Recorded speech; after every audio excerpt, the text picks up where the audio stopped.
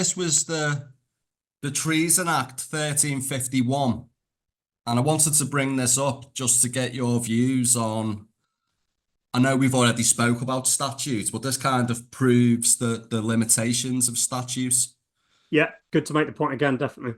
Yeah, so whereas diverse opinions have been before this time in what case treason shall be said and in what not, the King, at the request of the Lords and of the Commons, has made a declaration in the manner as hereafter follows. That is to say, when a man does compass or imagine the death of our Lord the King, or of our Lady his Queen, or of their eldest son and heir, or if a man who violate the king's companion or the king's eldest daughter unmarried, or the wife of the king's eldest son and heir, or if a man do levy war against our Lord the King in his realm, or be adherent to the king's enemies in his realm. The point I wanted to make, Will, is that the commission, the parliamentarians, the rump parliaments, surely this legislation, this statute, forbids them to carry out the actions that they're actually trying to carry out. Yeah. So, so yes, I mean it depends on. I mean, they don't understand the weakness of their own law, of course, but yes, this is what happens: is that you will get breach of, a parliament or an executive government will breach legislation that already exists on the statute book. But of course, the idea is that they can repeal or amend any statute, and therefore the whole point being, and we've made this point already, haven't we? That that if you try to put constitutional constraints and write that into statute, then it's not really a constraint, because always at the end of the day, they're able to repeal it, amend it, probably ignore it, I suspect, as well. And so that's the problem. So there's a fundamental weakness of legislation. Yes, it can determine what happens in the rest of the machinery of government, absolutely. But the lawmaking mechanism actually belongs to the legislature itself. So therefore, the executive is completely in bed with the legislature, especially as it is now, of course, because the executive current government is right in the legislature, and there's very much a togetherness that's going on there. Then what kind of constraint is that? It's not. The lawmaking mechanism that they have is owned by them. So the idea that legislation, statute, can bind, you can get all principled and bind future governments and lay down these wonderful expressions of constitutional principle, absolute rubbish. And people really need to grasp this, because that's a total misunderstanding, both in the mainstream world and in largely within the freedom movement as well. This Act of Parliament was completely ignored during the trial of Charles I, highlighting the flaws and limitations of statutes. Existing constitutional law sits above statutes and would have been a lawful means for acting against the king. So that's the point I wanted to make, Will, is to highlight the distinction between constitutional law and statute law, that if they did understand what it was at the time, that using constitutional law would have dealt with it all. Absolutely. I mean, there's two things there, I suppose. First of all, you need to understand that the king himself is under that same constitutional law, that common law. All offices of government are under that rule of law. And they were just a bit vacant about this. They didn't really understand that the constitutional law already binds the head of state. And then the second thing, of course, they didn't understand is what was that mechanism to deal with that. And that was, of course, bringing the king to trial. But it's the method of bringing him to trial that's the key.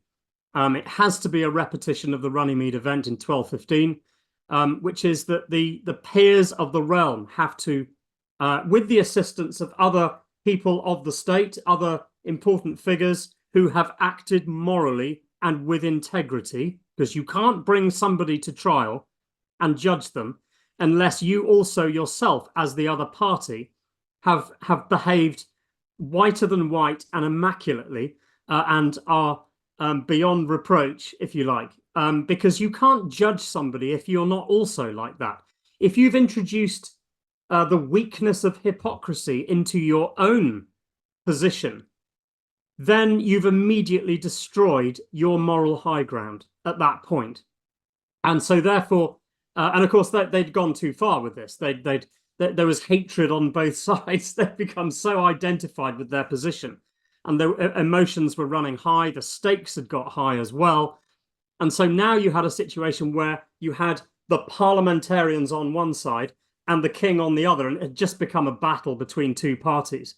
Yeah, but the parliamentarians couldn't really take the high ground because they'd acted pretty badly as well. So, and so you've lost it. You've lost that ability to be able to take that moral position and judge the king. Now, what they should have done at a technical level there is to the peers of the realm, the hereditary peers, should have been the ones in the House of Lords to do that, and they didn't really understand that that was the mechanism by which it's done.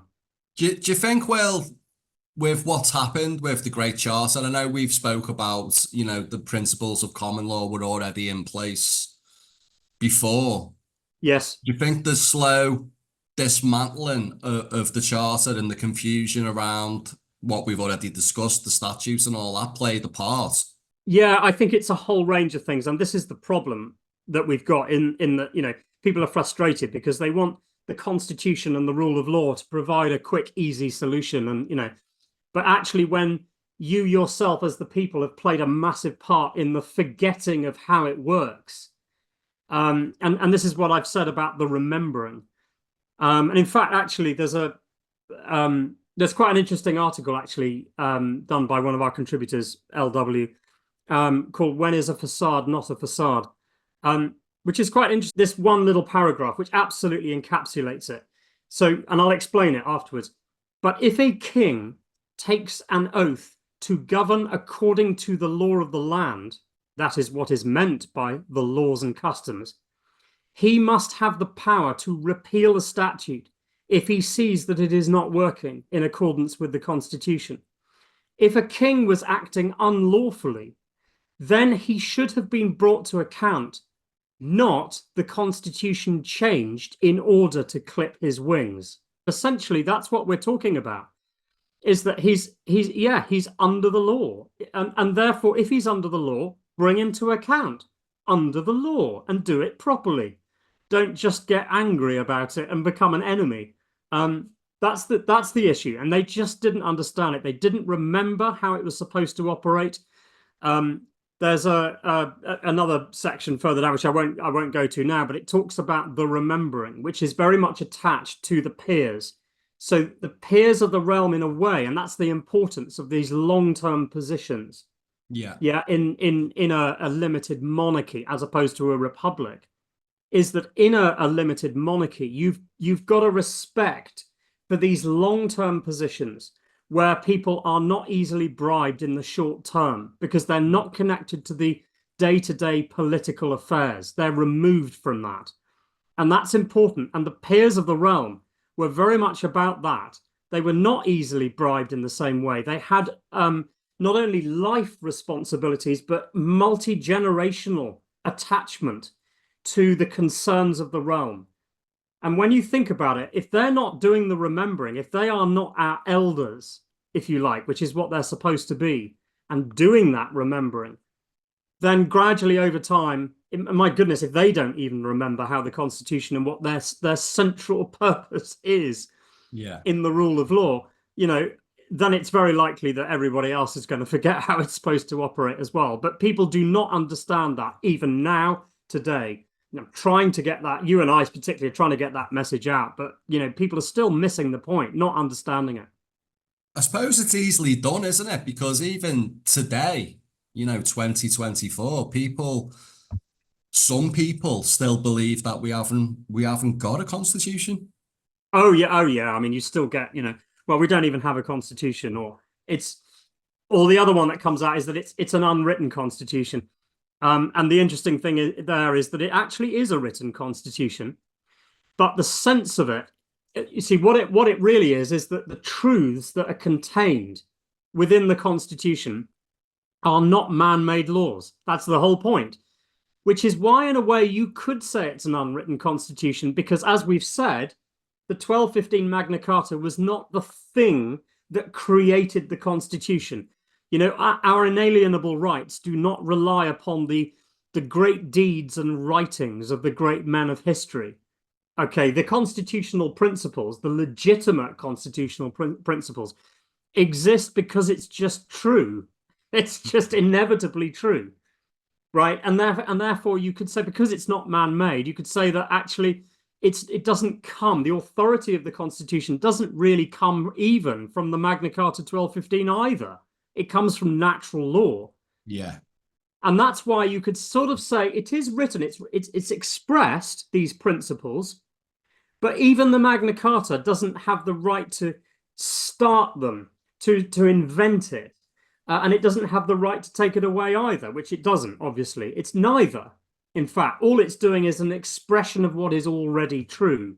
So therefore, you could say, well, yes, it's sort of written, it's expressed, but actually the truths themselves, the underlying principles are unwritten as well, because you can just extrapolate it in your own logic and your own reasoning. Natural law is something that just is true. So you can't invent it anyway. I think what's important is that it aligns with natural law. It gives us the structure, like the blueprint to get there. Yes. To get to that point where we're adhering to natural law. I completely, yeah. I've just found that other quote actually in this article. I'll just read it out quickly. 2 first kings of the Hanover House were strangers to English affairs, and society gave an almost unlimited control of administration to the parliamentary leaders, and so hastened the flow and deepened the channel of the currents of political development.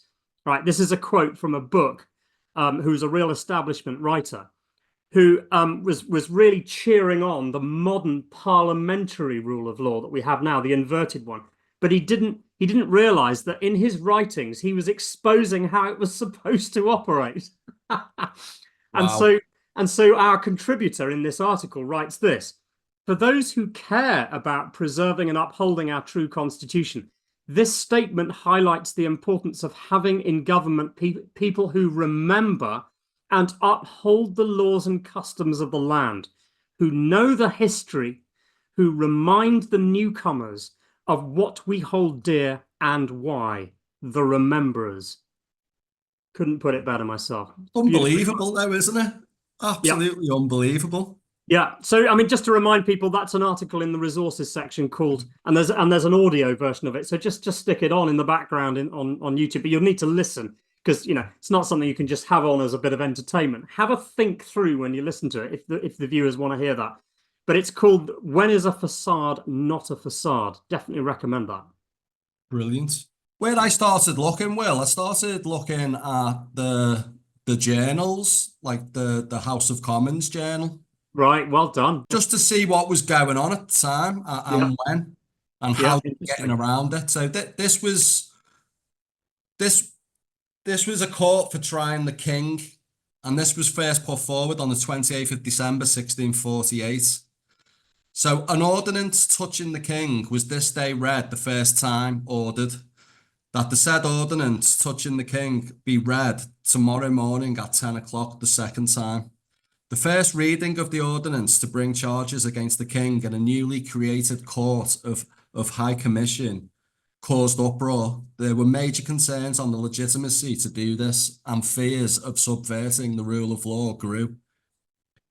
Henry Elsinge, the clerk of the Commons, objected and left the House in protest. Wow. So there's another one here as well. This was part of the journal, because this Henry Elsing, Yeah. he just resigned. He walked Yeah. away from his position completely. He left the Commons on that day, but later he wrote a letter to the Commons handing in his resignation, because even though we were talking about parliamentary procedure here, he was a stickler for the process.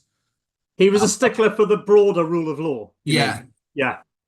Interesting. This would have been pure drama. I mean, my God, to watch this happen must have been astounding. Living through this point in English history would have been, if you'd been in the corridors of power at the time, my goodness, this would have been quite something to watch. I'll just read this bit as well. This was headed Clerk of the House, 1st of January 1649, from the Commons Journal. A letter from Henry Elsing, Esquire, Clerk of this House, touching the leaving of the disposal of his said office to the pleasure of this House. So I think it sounds like they were happy to see him go. Yeah, he was a troublemaker. Yeah, So for he what made they he wanted made to them feel a achieve. bit awkward because yes, held them to account, you see. He was a voice who was holding people to account, saying you shouldn't be doing it this way. It's So not right. this guy was adhering to natural law. So he Interesting. wasn't turning the other cheek, was he? He was calling out the wrongdoing. Yes. Elsing resigned, reflecting his commitment to lawful governance and parliamentary procedure in alignment with the rule of law. Yes, he understood only too well that you can't bring a king to account if you've demonstrated your own hypocrisy as well. Can't do it. These are all taken from the House of Commons Journal. This was the charge. It was the king levying war against Parliament and really the kingdom, the people. Yeah. And this was also the 1st of January. Okay. And it says resolved. So that the and Commons, because I think at this point they might have excluded the Lords, possibly. Right. Okay. I don't know That's whether it was here or just after. Yes. In Okay. Parliament assembled, do declare and adjudge that by the fundamental laws of this kingdom, it is treason in the King of England for the time being to levy war against the Parliament and Kingdom of England. Parliament was acting without precedent and didn't really know how to bring charges to the king, let alone try the king. The Commons altered the definition of treason, now making it possible for Charles to be charged and tried for committing treason against the state by levying war against Parliament, the Kingdom of England and its people. So what I've added in brackets is King Charles had already breached his coronation oath. The Great Charter could have been imposed on Charles long before things started to go seriously wrong. Wow. Yeah, it's just I'm a little bit speechless. I mean, here's a demonstration of his advisory council believing that it's their job to usurp the head of state. It couldn't be more wrong constitutionally. It's absolutely all over the place. They had no idea what they were doing, and they still don't now either. They would do this, and they have, in a sense. This is all about the denuding of the king. A point I wanted to make, actually, Will, which has just reminded me, is like constitutional law is there to restrain the lawmaking mechanisms as well. Absolutely, yeah. So this kind of stuff, like the Court of High Commission and these charges, Yeah. they're not legitimate. They No. should have been called out as well under constitutional law. Yeah, absolutely. Yeah, it just shows the whole misunderstanding of what actually what they're trying to achieve and how they're trying to achieve it. It was almost like they were just making it up as they went along. Yes, I mean this is an example in a way of, well, we've talked about it endlessly, which is the idea that you can't give the government itself, which is meant to be acting under the law, the right to change that authoritative box in which they're meant to be constrained. And again, just I'll draw people's attention to the resources section of commonlawconstitution.org. In there, where there is in the same place actually where that last article is, where I wrote an article and updated it recently called "The Cyclic Argument of Parliamentary Sovereignty." Yeah, and it goes into this, and so what's happening here is that they think they should have the authority. They have a sense that, obviously, as everybody did in the country at the time, that the king was absolutely wayward. Therefore, they feel they have a responsibility and a sense of of the need to obviously deal with him, and quite rightly. But because they don't understand how to do it and they don't understand their own position, they're kind of creating or giving themselves their own authority to do it from the base of Parliament itself, which is meant to be an advisory council to the head of state. Yeah. So you've just got this sort of cyclic argument because you're basing that authority, sort of A is based on B, but B is based on A, and you just end up going round and round and round. So they don't understand it, and they still don't understand it now. And the whole basis in which modern parliamentary governance was created was essentially based on this completely on this misunderstanding, in my view. That it's like engaging in a board game and then changing the rules as you go along. Isn't that? Because on the journal a bit later on in January, they're already putting forward amendments and repeals to the Treason Act. Yeah. So they can kind of cover themselves with what they're doing for later repercussions. Yeah, they're fiddling around, sort of like just desperately scrabbling, grabbing at straws, just not really quite knowing what to do. They sort of know that they've got a responsibility to do something, but they just have no idea. This is what I was previously talking about with the Lords. Just when I think it was when they rejected the ordinance for this High Court of Justice. So the Lord Grey carried to the Lords for their concurrence the vote declaring it high treason in the King for the time being to levy war against the Parliament and Kingdom, an ordinance for erecting the High Court of Justice for trial of the King. The Lords rejected the ordinance and then adjourned for a week. So what happened was they were that terrified, that shocked at what was going on in the Commons, that they decided we can't agree to this. They rejected it and then adjourned and just got off.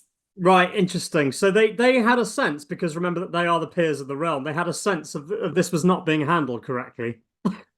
They obviously knew. What it comes to, Will, is the power of the army. Yes. And the use of force and the threat of force. Yes, order following. The Lords rejecting this ordinance tells me that they know this is underhand. Yeah. And the rule of law suggests that this is underhand and they don't want to play any part in it whatsoever. Indeed. I think they were hoping that they could just reject it for the Commons and the army to respect that decision and follow the rule of law and go away out of London for a week. And then when they come back, it had all blown over. Yeah, we'll just brush it under the carpet. Everybody will be nice and we'll all get on again. Because I think like the Chief Justice at the time, I don't know, I can't remember what his name is, and the Lord Chancellor and people of that level were just, they left London. They just got out. They didn't want anything to do with it at all. And that's when they found I think it was John Bradshaw, who I would suggest he was anti-monarchy. Right. To take this on, to be the president of this High Court of Justice. And I think even the chief prosecutor who was put in place at the time, even he had to be replaced because he suggested he was too ill to participate. Right, okay. And maybe it wasn't an illness, maybe it was just he didn't want to participate. I don't want to be around this at all. Yeah. He was replaced by John Cook. Right, okay, yes. That was proceedings to continue without the Lords.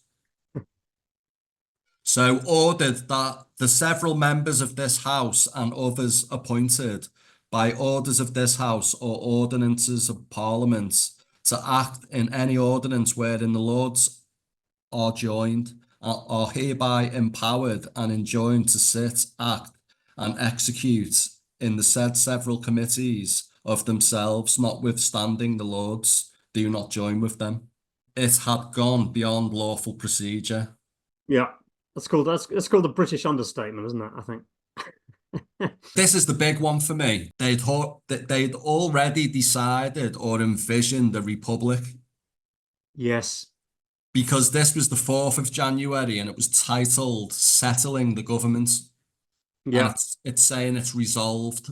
The Commons of England in Parliament assembled do declare that the people are under God, the original of all just power, and do also declare that the Commons of England in Parliament assembled, being chosen by and representing the people, have the supreme power in this nation, and do also declare that whatsoever is enacted or declared for law by the Commons in Parliament assembled have the force of law, and all the people of this nation are concluded thereby, although the consent and concurrence of King or House of Peers be not had thereunto.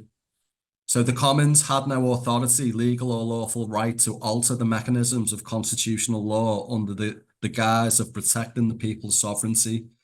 The people are the source of all just power, not through their representatives in Parliament, but through authentic common law trial by jury. When I was reading, when they were talking about the people, they were saying that their power is through their representatives. So they're already outlining what we're experiencing now with the political system Yeah. of suffrage, of voting in representatives to sit in Parliament.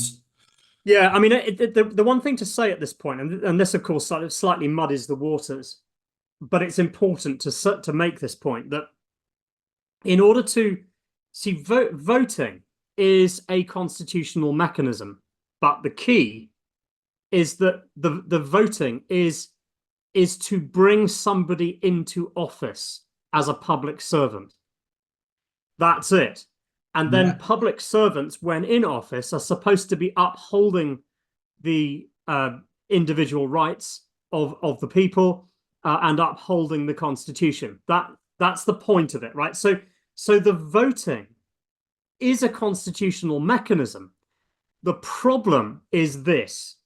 The problem is the fact that it was relatively new at this point that policy decisions for the country as a whole, that's central management of policy, was therefore being brought about through the vote of somebody into office. So we're starting to see now how, and that's the trickery, it's the fact that you're extending the effect of your vote.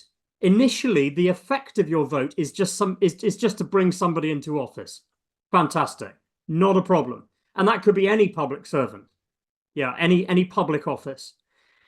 The problem is the fact that then automatically is going to lead to the putting in place of policy, and then worse than that, compelling the people to go along with that policy by backing it with law. Yeah. And that becomes a problem because you're transmuting just the bringing of somebody into an office through a vote into suddenly giving them the right and the entitlement to dictate whatever laws backing their policy.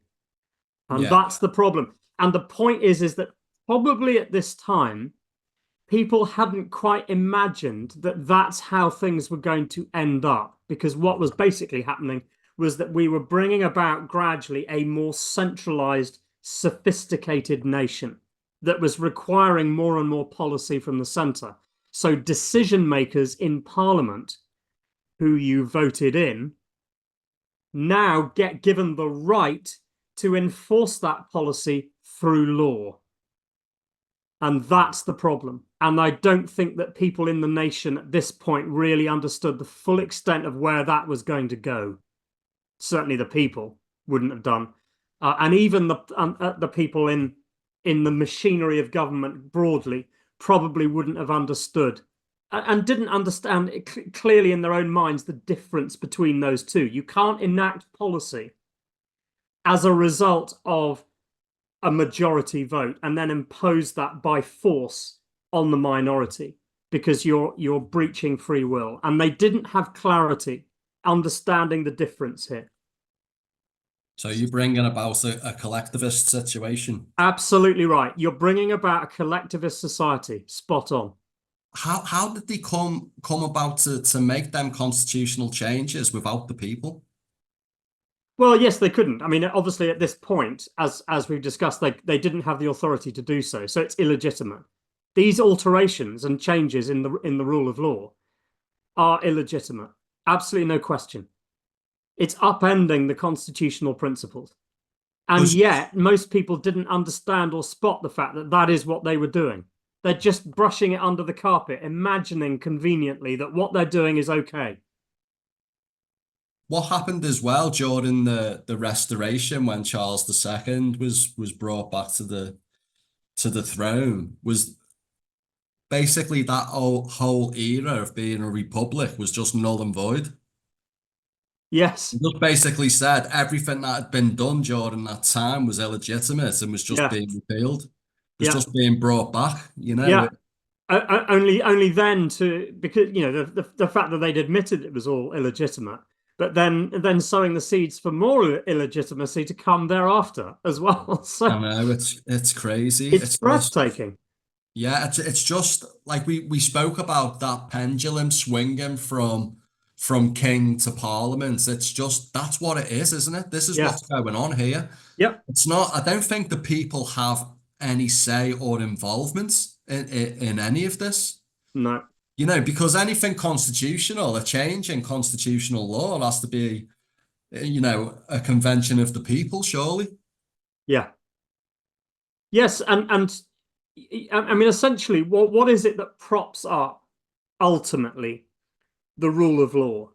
It's an understanding broadly by the masses of what that rule of law should be. If you don't broadly, as a society, understand how the rule of law is supposed to operate, then you can't maintain it. You can't sustain it. It's not a magic solution. The Constitution isn't something that you can neglect for 800 years and then come back to it and say, well, we've got a mechanism here. We can just easily take the government out and just, it doesn't work like that. Which is what's going on now, to be honest, in some circles, I would say. Yeah, that indeed. My comments there were a reflection broadly on the expectations of those now of, well, the Constitution's not going to do anything for us. No, it won't right now because you've neglected it and you haven't understood it.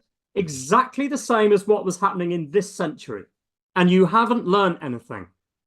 You haven't understood and learnt the importance of where your rights come from, what is right behavior, what is the nature of morality, what is justice, and what is the legitimacy of a perceived authority of government. Where does that come from? Where do they get that moral right to just determine what people can or can't do?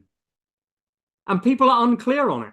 Even those who, within the sort of conspiratorial world of the freedom movement, don't understand it either.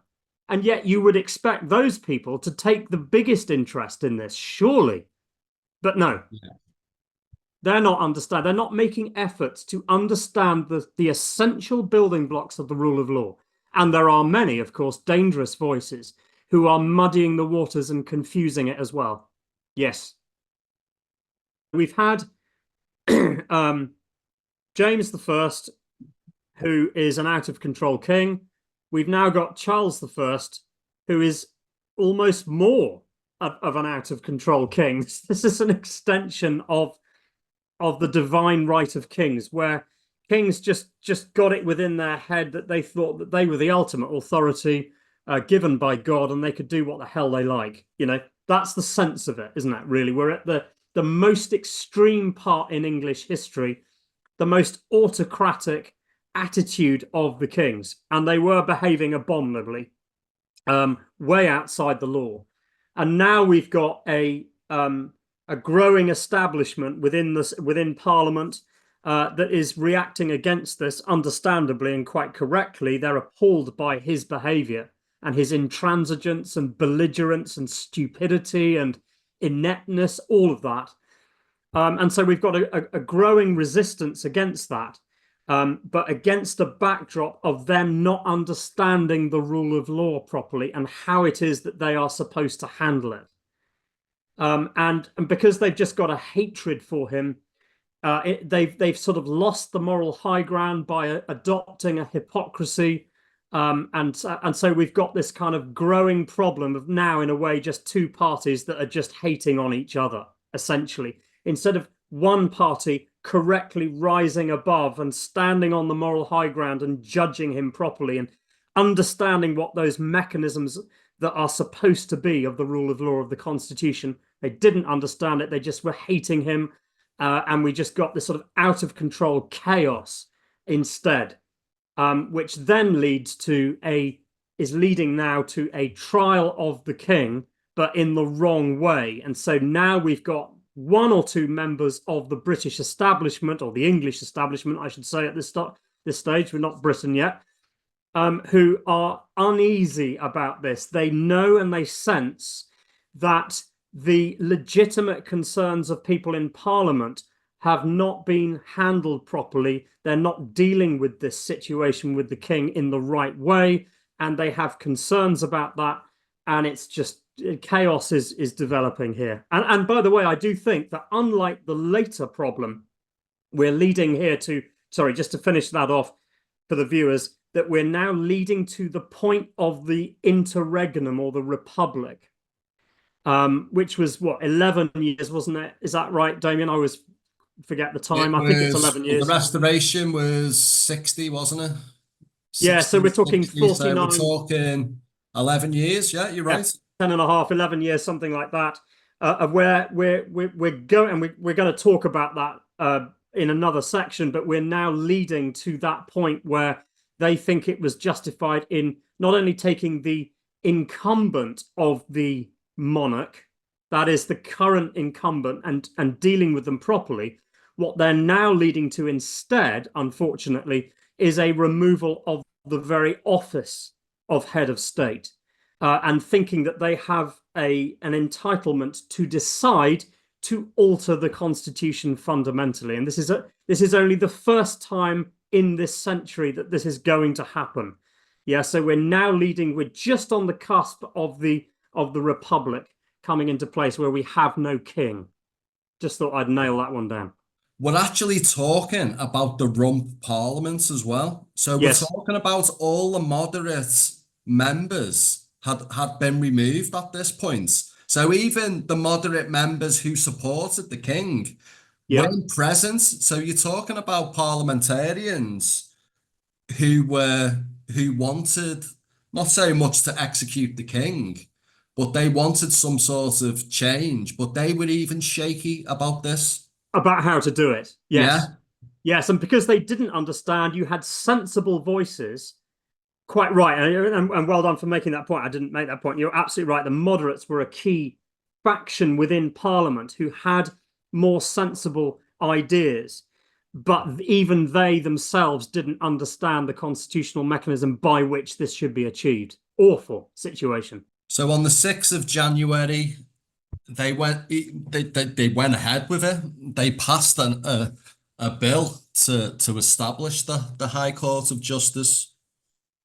So the House of Commons unilaterally and illegally declared their own supremacy and authority to try the king. A bill was passed to set up the High Court of Justice. There was no legitimate authority to do this. It was illegal. A bill would have required the royal assent of the king and the approval of the House of Lords, who rejected it.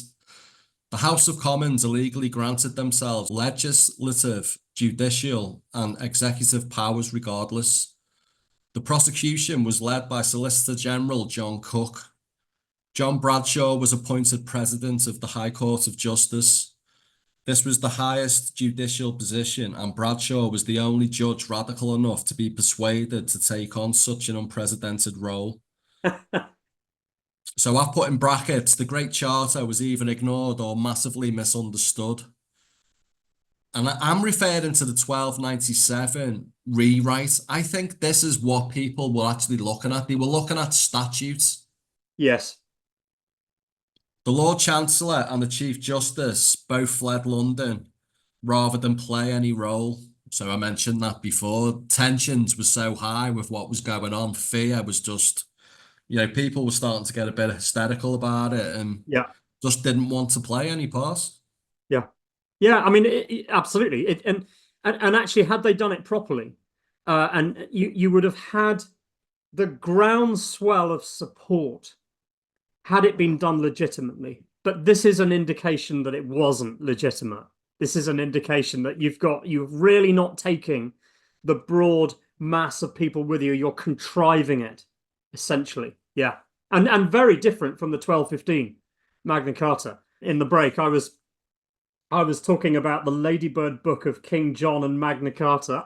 Brilliant. And actually, interestingly, and we're talking about the Ladybird books of what, the 1960s, 1970s. I was brought up on these and they're amazing.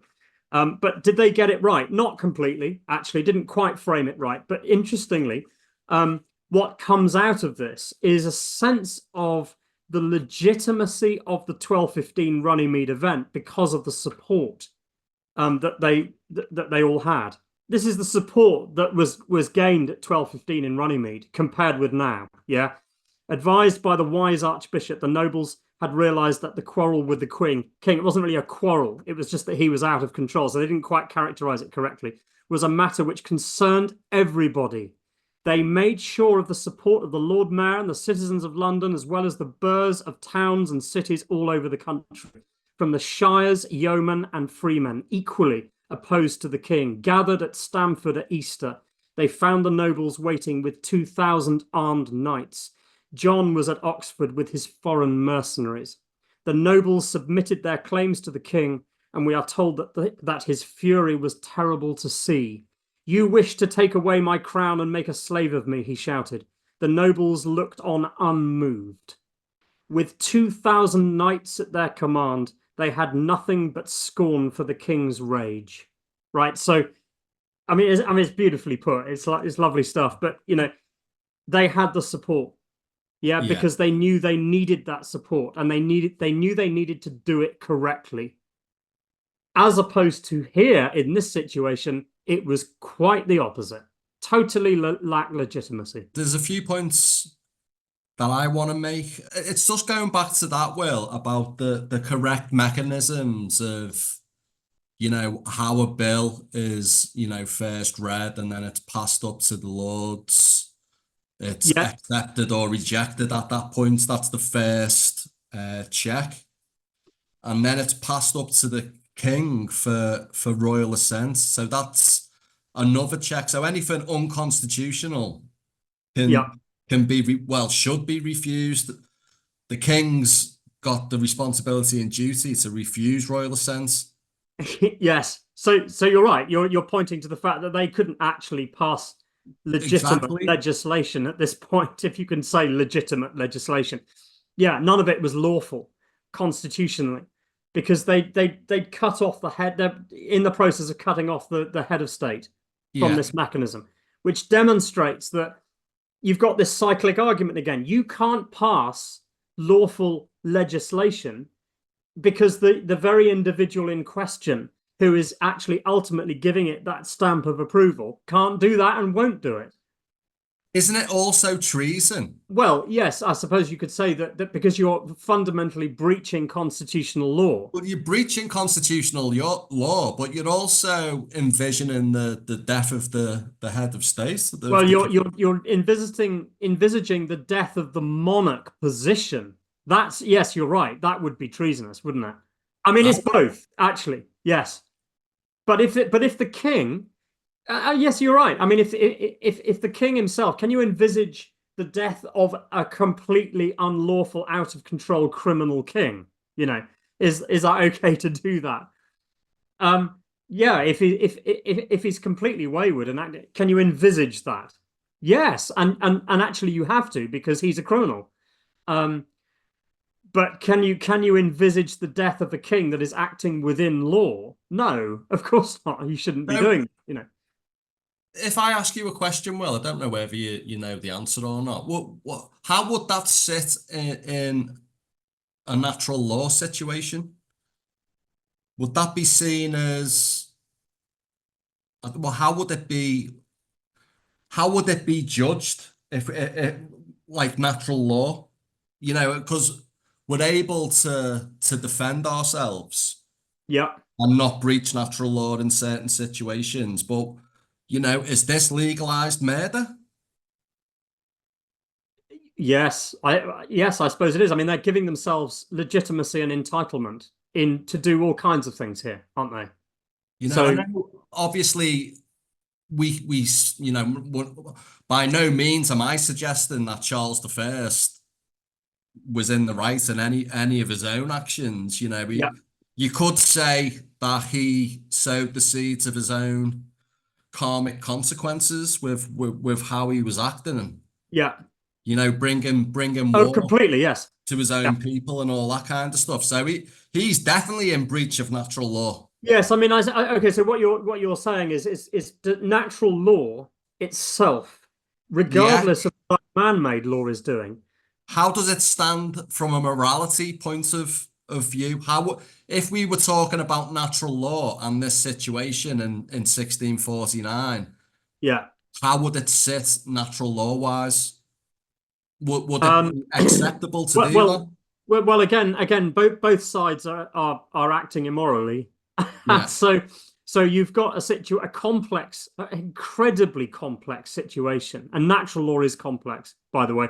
Obviously, the unfolding of events through patterns and dynamics from that have come from causes, and those causes are your decisions, your actions, your attitudes, and also your non-actions, the things that you don't take action over, as we've said. And if you want to look at the sort of the whole complex web of those causes and what's happened, and that's what natural law is. It's a kind of complex machinery that just unfolds in these patterns and dynamics, and then delivers back to you automatically, really, all sorts of consequences, which is what we call the karmic consequence. And everybody's got problems here because you've got, the whole nation collectively is receiving karmic consequence potentially from this. And certainly the people involved in government are also receiving karmic consequence. And the king, too, obviously, is an absolute idiot with all the yeah, things that he was doing, in Scotland and in Ireland earlier. This sort of complete immoral sort of intransigence is putting into effect all kinds of things. And I said earlier on, didn't I, in the first part of this and in the first section with James as well, we said, yeah, how can you think that this is going to go well for you? Right? That's a phrase that you can use, you can apply for anyone who's being an absolute idiot. How do you think you're going to get away with this stuff? You never do. And as Jordan Peterson has described natural law, he said you don't get away with it ever. As a psychological, as an expert in psychology, a psychologist, sorry, he has said, when he analyzes people's life situation, and you go back and you look at the causes, he's saying you never get away with it. That's the cause of what happened 2 years ago or whatever it is. Now we're seeing the consequences of that, and he's often said that in that, when he's talking about natural law, nobody ever gets away with it, and you don't. Natural law will always deliver correct consequences. It works perfectly, as Mark Passio says. so I suppose the Republic and Cromwell and the Lord Protector rights could be seen as, you know, the people's consequences for not doing Yeah. this right, possibly. Yeah, so the consequences to the country at large is all the rest of the population incrementally and repeatedly over a long period of time also not holding your officers of government to account and making sure that they bloody well are behaving themselves and that they mind the law all the time, that they're aware of what the law is, how it's supposed to operate, and keep a bloody eye on them all the time, being vigilant. Yeah, and it's exactly the same now. Nobody properly understands the Yeah. constitutional rule of law. So now you've got a massive problem on your hands, right? So sort it out. Get interested in these subjects, and if you don't, it won't change. You will not make a difference until you do. It's So as simple as that. It's a prerequisite for liberty. that's everybody taking responsibility for that. So Everyone. if we're talking about even like this, like serious situations, if people were morally centered, Yep. these kind of things wouldn't be going on. No. Right behavior. Absolutely. Yeah. And it's not just your moral sense, understanding and regarding objective morality. That is critically important. That's like the most important aspect. But it's not only that. It's having the responsibility to use your common sense. It's having the responsibility to engage your brain in logic and reason as well, so that you don't get tricked. You have to also think with nuance as well, and not become polarized into two positions, two extreme positions. Yeah, and then you get problems, because it's exactly what's happened here, right? You're not understanding the nuance and the complexity. So you have to hold propositions in your mind and be happy with not having certainty. Yeah, not enough people are thinking like that. It's okay not to be certain about something. That means that you hold it in your mind for much longer, and you are calmer. And as a result of that, you start to see the nuance and the complexity in the situation, and the fact that situations are much more complex. They're not polarized into two simple, that's just a cartoonish understanding of reality. That, it's clear that it's just this or it's this. Yeah. Come on.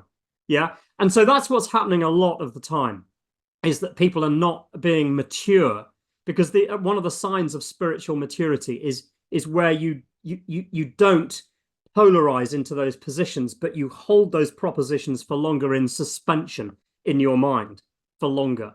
It's not kind of being rash with your judgments or your. Yes. And that's exactly how we are on a jury. It's why you need the 12. That's how the alchemy comes from. That's where, when you go on a jury to do that kind of society's shadow work, as I call it, it causes the jury to rise in standard, in consciousness. It's one of the amazing effects of jury trial, is that it causes the people on the jury to alchemize and to become more spiritually aware, to understand that nuance and to learn from it too. It has the most radical effect on people. And by the way, work has been done to that effect. There is research that's been done on that to show and demonstrate that people do rise to the challenge and they become civic minded. And I think, by the way, that this is another whole topic, which we don't have time to get into now, but I think there's a massive attack on trial by jury. And I've always said that, but I think it's happening right now, and I think it's being stepped up as well. And we've got to watch out for that. But that's why trial by jury is so critical, because it's like society or the community's engine for spiritual awareness, centeredness, a rising of consciousness, doing shadow work, and that reflection that's needed. Absolutely, no question. I don't think the establishment would want to encourage that. Absolutely not. They don't want to rise in consciousness. What you've started to talk about there, Will, with this whole conversation. I don't know whether I mentioned it to you last time, but people who were involved in this trial, a couple committed suicide. There wasn't really any moral judgment. It was all underhand. Yes. That it wasn't actually evolving as people. It was kind of being immoral, wasn't it? And maybe devolving. Yeah, going back. Their own consciousness, their own conscience was obviously pricking them with how they'd performed. Yeah. That they couldn't deal with it. Which would say to me that they do understand morality, because they understand what they've done is wrong. They understand it. There's a difference between your conscience working and telling you things, and whether or not you are prepared to listen to the things that your conscience is telling you, right? So that's the definition of evil in a way. Now we're getting into some really deep stuff here about human psyche and so on. But the ability for somebody to listen to their conscience or through sheer will to ignore your conscience, that in a way is an indication of evil within you or not. Right? It's your ability to generate a story, an internal narrative within you that causes you to become distracted enough that you can't hear the messages of your conscience. When we're talking about the rule of law, we're Yes. talking about aligning with natural law, with the laws that are in play all the Yes. time. So Yes. Oh, it's the totally. Yeah. same, it's the same conversation as having free will to Mhm. align with natural law or to not align with Or natural not. law. Yes. Exactly. Yeah. Is what demonstrates the fact that the universe broadly is on the side of evolution. It's on the side of healing. It wants us to heal because we're getting all the time lessons that are thrown at us with darkness infused within it, where we're expected to use the darkness, not to befriend it as such, but to recognize it as an important part of the universe, to spring off it. Yeah, Yeah. so that we can then learn lessons from it. We could bring up subjects like, I haven't got the book here, but Wetiko, the concept of Wetiko, which is this, how we kind of self-sabotage. But yet we sort of almost need that ability to be able to self-sabotage in order then to learn from it and to spring back in recognition of the darkness that we've now used in order to voluntarily take the light path. None of this matters, Will, if we don't take them life lessons and learn from it, because we're Yes, not going to evolve. correct. Absolutely. It's ultimately about human evolution. And and we either sort of continue to spiral downwards in ignorance, because that's what it is. Ignorance, the root word of ignorance is ignore. Yeah, true understanding of the word ignorance, ignorare, is basically a rejection of information. I don't want to look at this. I don't want to think about it. I want to brush it under the carpet. Yeah, and remember what I was saying about how it's almost about what we don't look at and don't focus on and don't take action on is how we self-sabotage largely, yeah, in our morality, in our immorality, I should say. Yeah. When people say, oh, just do no harm, cause no loss, act in honor, it's easy, no problem at all. The bit that's missing on the end is what you're not focusing on. Yeah. In other words, call out wrongdoing. Don't just sit on the sideline being silent. Yeah, that's the bit that humanity has difficulty with. It's not the first bit. Yeah, we all know it's wrong to murder someone or to Yeah. take their stuff, or it's pretty bloody obvious. I mean, that's kindergarten stuff, right? But the more difficult stuff that's much more subtle and gets intertwined with our ability to suppress information within our consciousness is what we choose not to look at. That's the key. And really, if humanity could learn from that and take responsibility, step up and become someone of integrity and be trustworthy, be authentic, now you're talking. That is where we're going to make a massive difference. I don't see much evidence of it happening at the moment. As I said, it's happening a little bit more maybe, but people need to think, wow, this could be really cool. Let's just become authentic and Yeah. let's understand your boundaries properly and stop sort of saying things you don't really mean. And We're still going to get the same karmic consequences for not acting, for oh, not calling out, absolutely. for Yeah, lying, so lying to ourselves. I yeah. suppose we could probably touch on moral relativism with all that kind of stuff as well. Yes, totally. It takes you into all sorts of understanding about some of the top tenets of Satanism. And it's important to understand, from the point of view of the occult body of knowledge, that Satanism is not the worship of the Christian devil. People need to understand that. People need to look at the information of Mark Passio on this. That's not what it is. Satanism is like an inversion of moral principle. And you need to get into this information, yeah. So look at the occultism. You need to understand and stop being a wimp and say, oh, no, I can't look at that. That's evil. Well, you're being evil already by not looking at it. That's the irony of it. Yeah. You need to look at the occult body of knowledge, because what they've done is they've sequestered it and kept it for themselves, this important information about human psyche and the way the universe works and the mystery traditions and all of these things that make a difference. You need to look at that information, because that they don't want you to look at it. They want to occult it and to hide it. That's what occult means. It just means hidden information.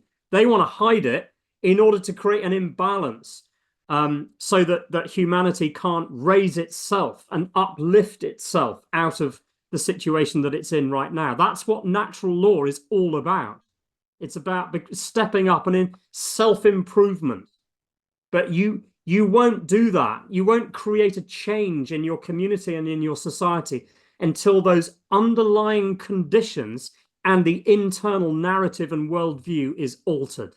It's absolutely fundamental. You will not see an improvement in the community or society at large without doing that self-reflection exercise. Won't happen. It's coming back to the same principles we were talking about regarding the Magna Carta and how people don't really understand our constitutional law or understand trial by jury. That education process is fundamentally missing, because what they're concentrating on is just like trying to act or trying to do something, and you don't understand what it is they're trying to achieve.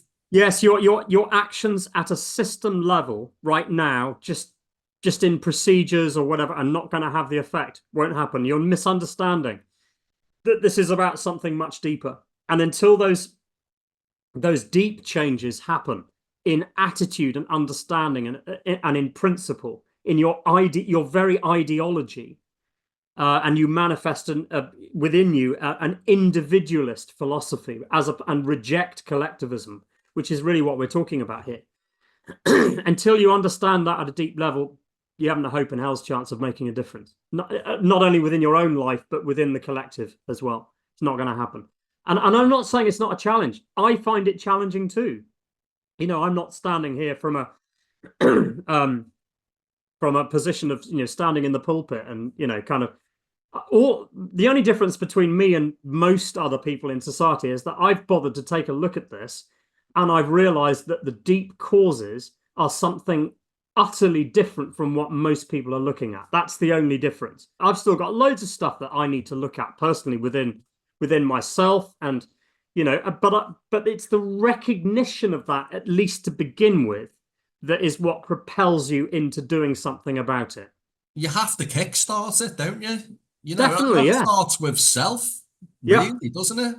You know, recognizing those kind of traits in yourself is key as well. That's it. That's the first stage. I'm the same. Like, I sometimes think, you know, I question some of my actions. We do it all the time. We've got that internal ego kind of saying, well, actually, you said that, but you didn't really mean that, actually, did you? You know, it's all these tiny, subtle ways in which we're not being completely authentic that are the seeds of the lies. They develop into massive lies, ultimately. You know? The good thing is taking that process to start to recognize that. Yeah. And see it, so you can make them changes. Yes. Totally, yeah. Tying it back to this, well, it's just a whole load of people not being completely honest with themselves, and not being clear thinkers, not taking common sense steps. Actually, you know, if you're kind of racked with hatred for the other side, you're not in an energetic space that allows you to take that calm analysis and look at the situation, look at it morally, and to then take the moral high ground and step up into a higher position of responsibility. You can't do that. Yeah. And so that's what's happening, is that it's just sort of falling into a them and us kind of spat between two parties. And that's what we've got going on. I know we're talking about history, but these dynamics are in play, aren't they? You know, if we're talking about natural law, then... Absolutely, totally. Yeah, all based in that, really. Charles's failure to recognise the High Court of Justice as legitimate and his defiance in submitting a plea finally sealed the king's fate. He eventually had no voice, as the commission took his silence as tacit agreement to the charges of treason. It was actually charges of tyranny. Yeah. I think that's what the original charge was. I think we Yeah, no, we absolutely. mentioned that in previous slides. It's more like crimes against humanity. Charles had breached his coronation oath, which he had sworn to protect the people. He raised his royal standard at Nottingham and initiated the Civil War. And it was this that became the focus for the charges of tyranny and treason. He was labelled a traitor, a murderer, a tyrant, public enemy number one to the people of England. The king was sentenced to death. The Treason Act of 1351 that safeguarded the king was bypassed, highlighting the fundamental flaws and limitations of legislation. Adherence to this act would have implicated all involved. It was a Yes. questionable trial, without doubt. No common law court of peers and no common law trial by jury. So they're just contriving it, they're bending it, it's kind of acting from a place of desperation, in a sense, right? That demonstrates that you're not calm, in control, you know what you're doing. It's just all over the place. Well, the first couple of days of this trial was the king actually, Charles got the better of it, to be honest, because his argument was like, well, where's your authority? Yes. This court is illegitimate. He was absolutely right in that. Unfortunately, sorry Yeah, guys, no. but I mean, I know he's awful, but actually he was correct in saying Yeah, because John Cook, he was reading out the charges and asking the king to plea, and he was Yeah. like, "You need to answer this question. This court Yes. is this court legitimate?" It was funny actually, because one of the stories is that when this John Cook, the chief prosecutor, was reading out the charges, he had this cane, and he was like prodding Cook, to try and get his attention. And this like silver tip fell off the end and fell onto the floor. And this John Cook turned round and Charles was like looking at him as if to say, you going to pick that up? You need to pick that up. And he just completely ignored the king. So then the king's on all fours trying to get this silver tip for his cane. It was quite symbolic to the court and the people of the court. Even though he was the king, he was just being completely ignored, and he was there on the floor on all fours looking for this silver tip. Oh, God. Right. So Yeah, interesting. Wow. there's another story, I don't know how true it is, that John Bradshaw actually wore armor underneath his clothing. And he had like his hat was Yes, was I'd like, heard that. it was a Yeah. helmet, and it was just like velvet was like sewn onto it or something. Because, what they were doing was that dangerous that he feared assassination. Yes. Interesting. Wow. One of the commissioners, the charges were being read out, and this John Downes, who was part of the commission, like stood up and was like, "Have we hearts of stone?" Cromwell kind of like grabs him and sits him down, as if to say, "Shut up." When Fairfax, because he was meant to be part of the commission, when his name was read out, he wasn't even there. He wasn't even present, but his Yeah. wife was in the crowd, Lady Fairfax. When Bradshaw read out Sir Thomas Fairfax by name, she was like, my husband has more wit than to be here. Than to with be you." present. Yeah, exactly. Yeah. So even she kind of understood what was going on was wrong. Yeah. The lowest point of English history, I'm sure, really. It was the commission trying to get Charles to enter a plea, Yeah. and Charles trying to understand where their authority to pass legislation for this court and to even try a king, where that legitimacy was coming from. I almost think, and I've sort of hinted at this already, is that this sort of first chapter of chaos within this century, the complete sort of catastrophic falling apart of the nation, is fundamentally different from the very end of the 17th century, which I think was more conniving. I think there were power. I mean, we can come on to that later. That's another thing, obviously. But where in that later on, we've got power games at play, I think. you could even perhaps suggest that it might even have been a psychological operation on the nation generally. Yeah. What was going on here, I think, is, I might be wrong. Are there forces at work in control behind this? I don't think so to the same extent. I think this is an organic collapse and chaos of both sides not really knowing what the hell's going on, not knowing how to handle it. And I think this is a more of an organic unfolding of chaos within the nation. This is the repercussions, like we were talking about karmic consequences, all these causal factors from Yes. that era to this is where it explodes. Right. Existing constitutional law was there to be used. It should have been imposed when the threat was small. Article 61 of the 1215 Magna Carta. The Magna Carta 1215 and the correct constitutional protocols for Article 61, had it been invoked before the breakout of civil war, would have followed the rule of law and provided remedy for the people of England, Scotland, and Ireland. What you must understand is Article 61 is the safeguard against a potentially criminal king, queen, or government. More importantly, it may have avoided the tragic loss of life through years of war. History suggests that the solution resulted in replacing one criminal faction for another, which can easily be proven during Cromwell's reign as a republic, which was a military dictatorship.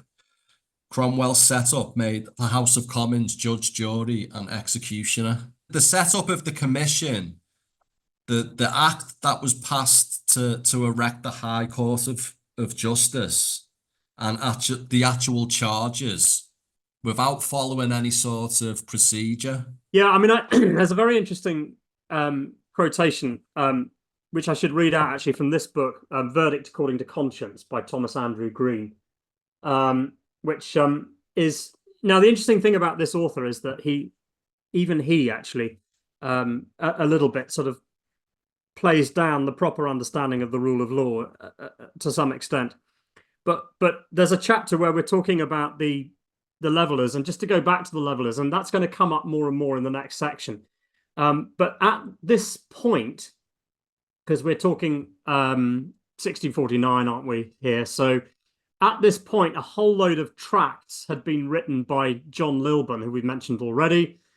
And there were moves even by the levelers, which is this sort of disparate group we were talking about earlier, who were sort of quite contradicted in their thinking. They were sort of wanting more adult suffrage and voting, and they were really pushing for that in their agreement document more and more. But John Lilburne specifically also had his own battles with having been taken to trial as well himself because of what he'd been putting out there. And his sort of key personal battle, which was sort of taken up by the levelers generally, but was about trial by jury. And so against the background of this chaos of taking the king to trial as well, you've also got John Lilburne in parallel being taken to trial. But what's interesting about what this book says, and I'll just read this out, is that the levelers had a really quite an impressive understanding taken from Cook, the Justice Cook from earlier. We're talking back in probably the 20s and 30s, 1620s and 30s. So listen to this. So moreover, Cook's view was attractive to the parliamentarians who beheaded the king in the name of the law. So we're just jumping slightly because this is what ultimately happened as a result of this trial of King Charles, who beheaded the king in the name of the law. For if the common law was as old as English society and had never been supplanted by monarchical force, in 1066 William had confirmed and assented to the liberties of the common law. Then law preceded kingship, meaning, of course, that law was higher than kingship. So what he's saying, and I'll carry on in a sec, what he's saying is that the levelers understood this. They really took Cook's understanding of what was going on here. Thus, kingship and prerogative, that's the powers of the king, were part of and must conform to the rules of the common law. While this view of the common law and common law reasoning supported an argument against a particular king and against a particularly royalist concept of the law, it did not constitute an argument against kingship, as the rulers of the interregnum period came increasingly to understand. So we're slightly jumping ahead, but we're hinting at already that the parliamentarians that are causing all this trouble by not holding the king to account in the right way and in making such a mess of it, they started to realize that actually if you hold Cook's sense of the constitutional law, which itself wasn't completely 100% right, by the way, but it was pretty close, it doesn't work. You can't do this. And John Lilburn of the Levellers understood this as well, going on in parallel in his own trial. So I just thought I'd read that one out. I think there was people around that understood, but I just don't think there was enough. Yes, totally. Because the levelers were being heavily suppressed as well. Yes, indeed. There's one, let me just read this as well. In the years preceding Lilburn's 1649 trial, leveler political thought emerged largely piecemeal in tracts that were responses to immediate political developments. So they were kind of like, it was all so much chaos that they had to kind of like deal with all sorts of issues. Moreover, before 1649, the chief political threat to leveler leaders, and specifically to Lilburn, came not from the common law bench, but from Parliament. Thus, alongside the reform movement's denunciations of Norman legal institutions and procedures, there developed an attack on the parliamentary exercise of criminal jurisdiction over commoners. It was in this context that Woolwyn, Overton, and Lilburn charged that Parliament had adopted the tyrannical ways of the Stuarts' Parliament, or what remained of it had become, of the Stuarts, Parliament, or what remained of it, had become, they charged, an arbitrary lawmaking body rather than a representative of the people that defended God's law on the people's behalf. Wow. Yeah. I mean, they're actually saying that the levelers were kind of spot on. They were kind of right. And yet, weirdly, you've also got the levelers in parallel trying to go for adult suffrage. So the levelers really had it. They had a sense of how the hell this was supposed to work. Where did that contradiction come? Because it's so... where did that come about? If they had that sense of understanding, why would they go back to talking about voting for representatives and all that kind of stuff? I know. I think I sensed that it was the sort of panic of the time. You know, there was a desperation, clearly. I mean, you've painted the picture well by the slides that you've put in place here, is that you've got chaos going on here. This is pure drama. Everybody's at the edge of their seats. You've got people wearing armor underneath their kind of, the top clothing because they're just worried about the dangers. I mean, this is just serious stuff going on here. The country was in absolute bloody turmoil. Yeah. Here you've got a situation where the levelers were trying to put into the mix of what's going on some pretty good, correct stuff, but at the same time they're also having to respond to some crises. You know, what the levelers were talking about was taking it one step further than what Cook was. Yeah, and as I think I said in the last one, is that they had a very mature understanding of the judiciary as well. In that I can't remember where it is. I might be able to find it, but they had this sense that even greater than a formal judiciary, trial by jury, really a proper understanding of that was kind of above that. This idea of the judiciary being one branch of government, and I've suggested this before as well, is that's just a gaslight. Yeah, it's not really a thing of the government. The judiciary, and your proper understanding, is that it's just the people. The people are the judiciary. It's so independent that it's not even a branch of government. Yeah. And actually, there's something to suggest there that John Lilburn really got that. He understood that. Now, that's impressive because that's quite radical. That sounds more like William Keyte and Damien Leps. That's, you know, Yeah. do you know what I mean? The people are not only the judiciary, the executive branch, the legislature. So, Correct. Yeah, the people are all branches of government, actually, when they're operating correctly. So the executive, what do we mean by that? Well, that's the people are the police. The police are the people. You know, you could say that there's a demonstration of that. It's all in our system. You can see clues all the time that the real rule of law shining through in a way. And the legislature, you know, yes, you could say through annulment by jury, in a way, that's the people's own control over the legislation. So in a sense, they're kind of being the legislature as well. Yeah. The people are the government. And that's the whole point of it, right? And that's why the king is like a placeholder for all sovereigns. It's why he's called the sovereign, because he's a placeholder for all sovereigns. And people are not getting this, you know. he's just the first among equals, isn't he? Yes. That's it. Yeah.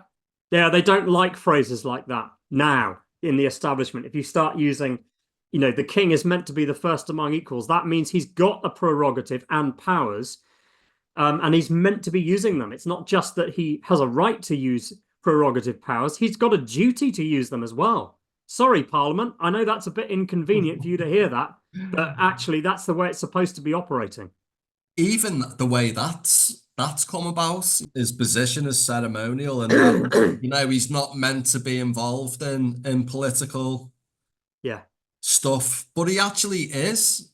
And just to draw attention again to that article that I mentioned earlier by LW on the you know, when is a facade, you know, and the point that is made in that article is that how can you swear in a monarch according to the coronation oath to govern according to laws and customs, but then not for him not to have any powers to do anything? It doesn't make any sense. It's just bullshit. I'm sorry, but you know, the YouTube channel of commonlawconstitution.org is yes, there's a YouTube channel of that, and I've just put that up. And in fact, did I put it in the article itself? I can't remember. I may not have done actually on that one.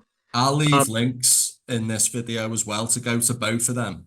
Yeah, fantastic. So you can read the article itself as text, have that up as well, because if you want to look at the references, they're all in there. But actually just listen to it. Just go to YouTube and have a listen. But you've got to engage brain a bit on that and do so. You've got a good brain, all of you. Do it. You can do it. I've listened to them. I've read them as well. They're fantastic. And not only that, Will, it just makes sense from a logical point of view. This is just about common sense. This isn't about it being intricate. Recognizing the contradictions that are being brought up and asking the question, well, what's going on here? It's one or the other. Yeah, exactly right. And if you don't explain the Constitution in this way, in the way that you and I are explaining it, you're going to have those contradictions everywhere. You're going to be making cyclic arguments. It's not going to work. It's not going to hang together. So an explanation of the Constitution, if you don't understand it in its full form, in what I call its radical form or its authentic form, its true form, it will fall apart. It won't work. It doesn't hang together. Your explanations will not make sense. And that's what I'm finding in almost every other commentator, because they won't take the whole thing.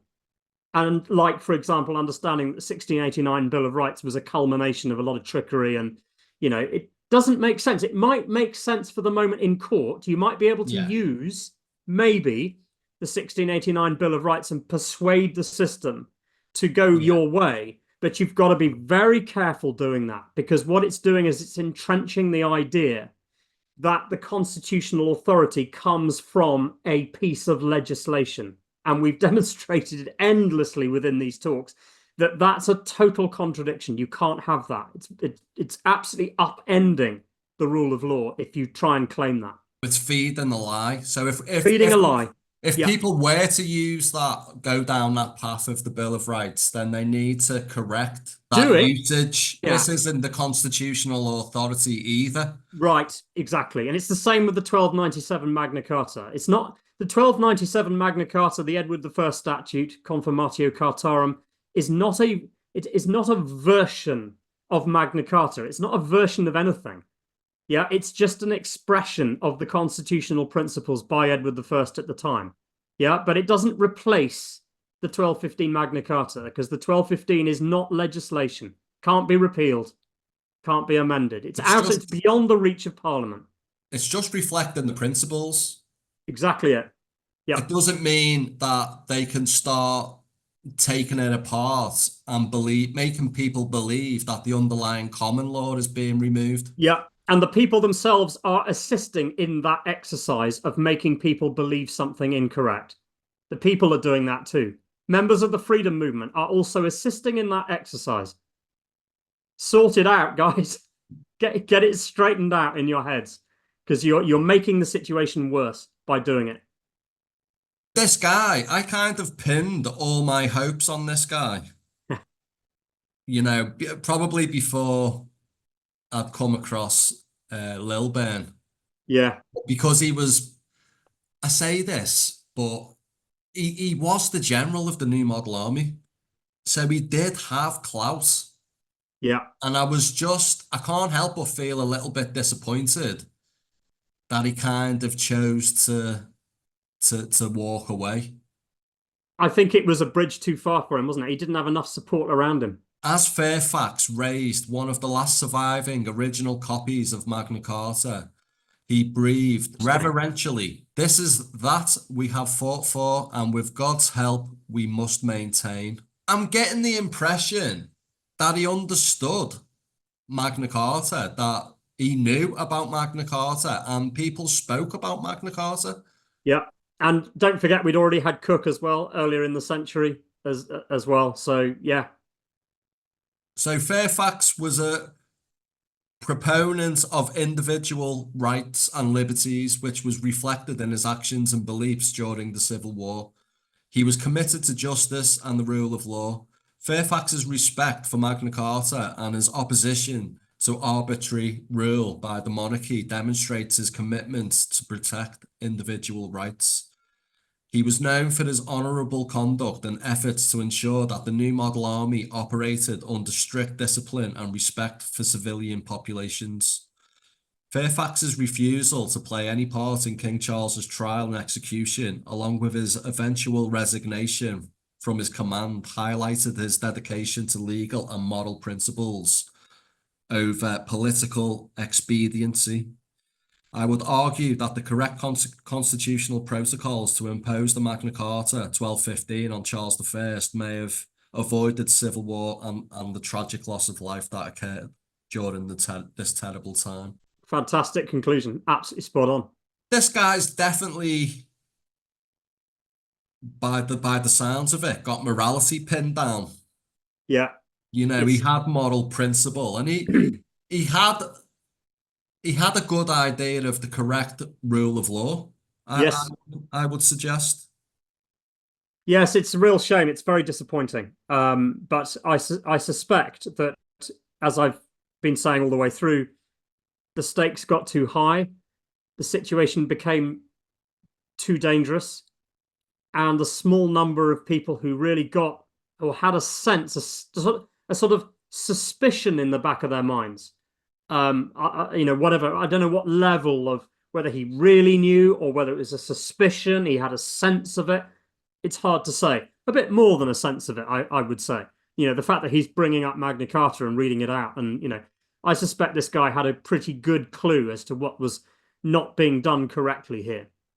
You know, but if you're not surrounded by a good solid group of supporters, of people who absolutely, and they're high enough and more and influential enough, then you eventually, you know, the situation becomes so tenuous and potentially dangerous as well.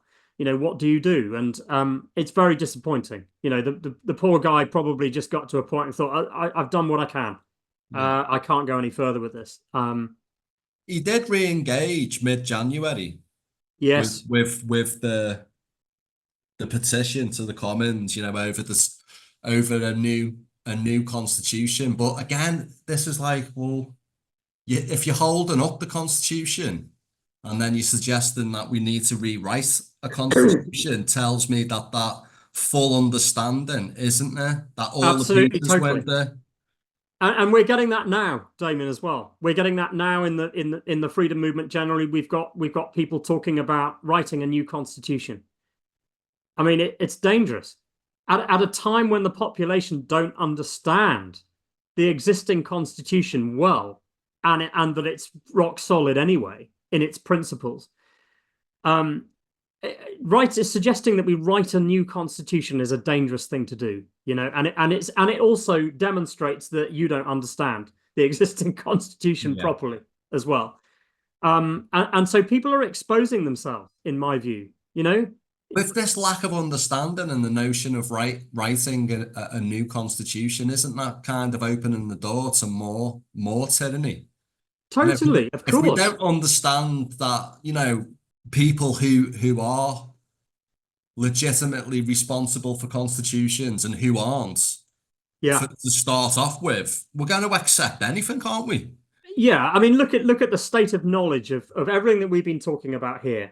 Not only natural law, but natural justice and trial by jury and the common law and and also, more importantly, the sort of philosophical flavor, the ideology of what your society is supposed to look like, which is individualism.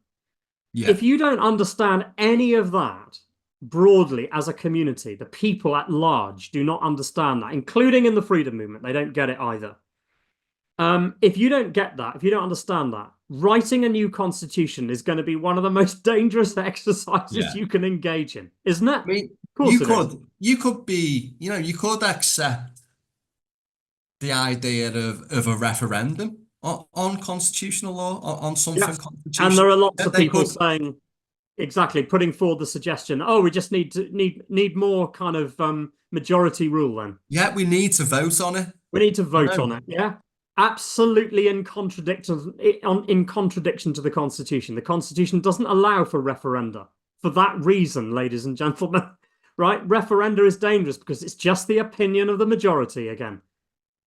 Yeah, it's not supposed to be like that. Remember, the Constitution is preserving individual rights. So if the opinion of the majority goes against that idea of individual rights and becomes collectivist, then that bullying majority becomes the most dangerous thing in society. So for heaven's sake, get it into your heads that referenda is not constitutional. It's not supposed to operate like that. The majority is also being classed as being correct. Yes. As being moral, as being right. Yes, it's that idea of the opinion of the greater number must be more right or have more merit. Come on. Yeah. Go and watch my videos on the Law and Alchemy YouTube channel on individualism and collectivism. Get into those videos because that teaches that whole philosophy or ideology of why individualism must be embraced and collectivism must be rejected. Because that's the ideology of individual rights, which is encased in the Constitution. The Constitution absolutely is a framework for that. And so we'll take you on the correct journey to natural law, to understanding natural law. That's how a society can best get where it needs to go in a healthy state, is by embracing our already existing legitimate constitution, because it will help in that regard. And if we don't, this is what can happen. This is how things can unfold. You know, raise your game a little bit more. Understand constitutional law and natural law, and a bit about history as well. And suddenly it all becomes clear as to what we as human beings have to do in order to bring about the right conditions within our own community and society. It's all in our own hands. And the whole conspiratorial element is, yes, it's a real thing, but they don't have the power at that point. Yeah, if we get those things straightened out within us, you will realize that you can't be manipulated as easily. It's all through manipulation and the subconscious that this is going on. Remember that the powers that be really are actually dark ancient psychologists. That's what they are. Yeah, and they are manipulating people because they are not straightened out. They haven't got their thoughts, feelings, and actions, the three pillars of consciousness, straightened out. they're happy for us to be focused on symptoms rather than causal factors. And this is what's going on. We can't do anything about that at the moment because it's happened. Not at the strategic level, yes, but you can make a massive difference by looking at the causal factors, getting clear on what those are. And suddenly, when a lot of people start to do that and they start to talk about it amongst themselves, they'll become clearer and more confident in that regard. It will start to change them. They're not as easily manipulated, and it will have the most monumental impact on people around you as well, I promise. It's not even large numbers, is it really? It doesn't have to be a majority, no. It has people just, yeah, they just need to be focusing on those causal factors. People can still be looking at symptoms and Yep. raising awareness and, you know, trying to combat that. But if nobody's concentrating on causal factors, then how are we expected to create any sort of change? No, exactly right.